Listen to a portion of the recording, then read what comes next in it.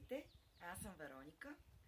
Продължаваме с движението напред и назад. Пусна музика.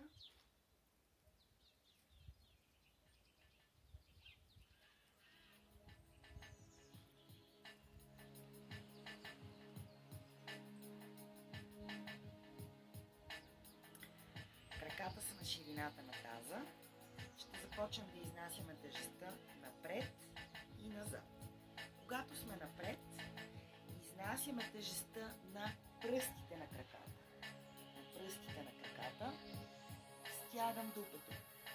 Когато отивам назад, прибирам корема, тежестта отива на пети, но дупето остава надолу. Тоест нямам чупка в кръста, а имам надолу.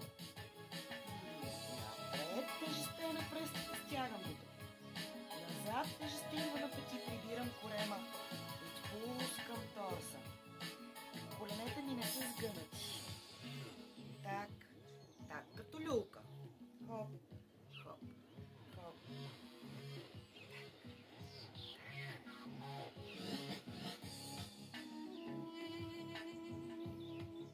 Напред, назад. Напред, назад. Напред, назад. Хайде да видим това.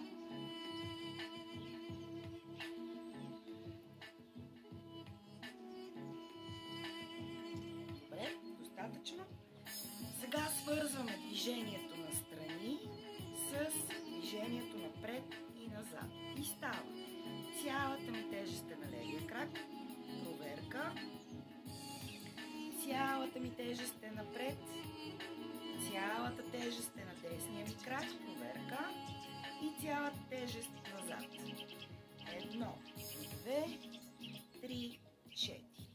1, 2, 3, 4. С ръце. 1, 2, 3, 4. 1, 2, 3, 4. 1, 2, 3, 4. Наобратно. 1, 2, 3, 4. 1, 2, 3, 4. Сега свързваме тези 4 точки в едно кръгче в хоризонталната плоскост.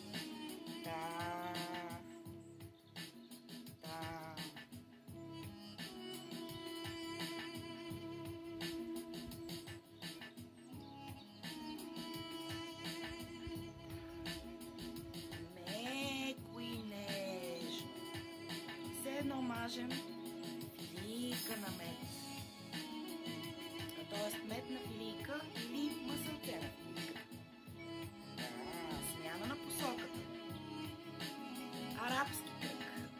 Той е в хоризонталната плоскост. Много е важно да не свивам коленете, защото какво се случва, когато свия коленете? Нека видим. Когато свия коляното надолу, автоматично пада хълбка ми. Нека да пробвам. Вижте ли? Когато другото коляно, хълбка пада надолу. И движението е вертикално. Нагоре, надолу. Нагоре, надолу. Нагоре, надолу. Ние правим хоризонтално движение арабски кръг. Тоест, не трябва да свивам коленете. Защото ако свия коленете, ще се получи следното. Вече не е арабски кръг. Арабски кръг. Раз. Два. На другата страна.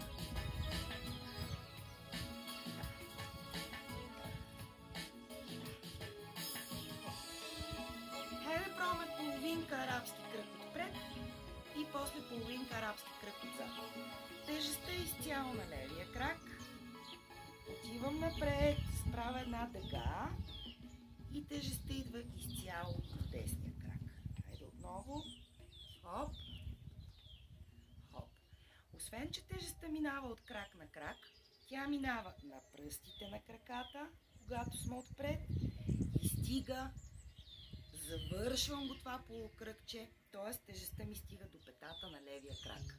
Пръсти, пръсти, пръсти, пръсти, пета. Пръсти, пръсти, пръсти, пръсти, пета. Пръсти, пета.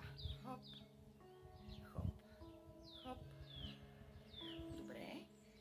Сега да го направим с стъпчица. Точка. Стъпка. Точка. Стъпка. Точка. Стъпка. Точка. Стъпка с ръце. Стъпка с ръце. Та. Та. Та. Та. Та. Та. Хайде да го направим сега отзад. Тоест, тръгвам пак от левия крак и тежестта изцяло на левия крак, минавам на пета, пета, пета, пета, пета на десния, пръсти. Пета, пета, пета, пета, пръсти. Так, так, завършвам. Так, много е важно хълбоците ми едновременно да отиват напред, едновременно отиват назад. Тоест, нямам никакво усукване. Хоп, хоп. Да, да. Стига до пръстите тежестта. Отново нямам сгъване на колената. Да, да, да, да. Добре, достатъчно. И цялото кръгче отпред и отзад. Отпред и отзад. И обратното отзад и отпред, отзад и отпред. За малко по-напредналите ученици ще направим банан, т.е. имам кръгче отпред, връщам тежестта наляво, кръгче отзад. Отново кръгче отпред, връщам този път тежестта на десния крак, кръгче отзад. И кръгче, смяна на тежестта, кръгче отзад. И отново кръгче, смяна на тежестта, кръгче отзад. И кръгче, раз, два. Кръгче, раз, два. И кръгче, раз, два. Кръгче, раз, два. Банана. Добре, продължаваме с твист. Краката са на ширината на таза, раменете ми сочат право напред, ще изместя двата хълбока в единия и в другия диагонал. Тоест, твист. Единия ми хълбока в този диагонал, другия ми хълбока в този диагонал. Но торса остава напред. И твист. Твист. Раменете остават напред. Твист, твист, твист, твист, твист, твист. Забързвам твиста. Така, така, така, така, така. Хайде да събера сега краката. И още по-бързо. Забавям. И отварям краката. Започвам да измествам тежестта на левия крак и на десния. Да. С ръцете.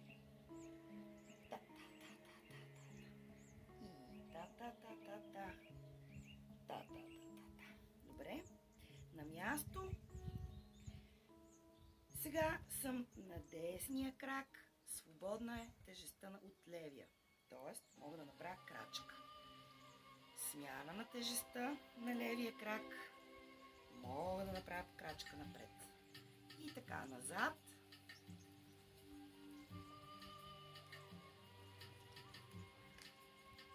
И напред.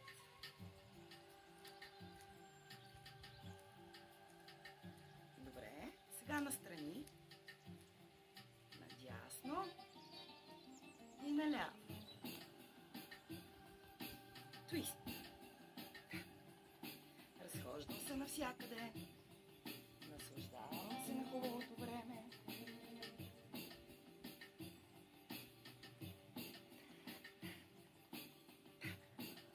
Добре. Достатъчно. Ако случайно се появи болка в слънчевия сплит, просто намалете амплитудата на твиста. С течение на времето, когато тренирате достатъчно, вече няма да се появява тази болка, защото ще сте разтегнали достатъчно сухожилията и мускулите. Сега нека да преминем от твист в хоризонтална осмица. т.е. тя е хоризонтална на земята и на небето. Започваме от твист. Твист. Сега смяна на тежестта на десния крак. Оставам с тежестта си на десния крак. Твист. Все още съм на десния крак. Сега чак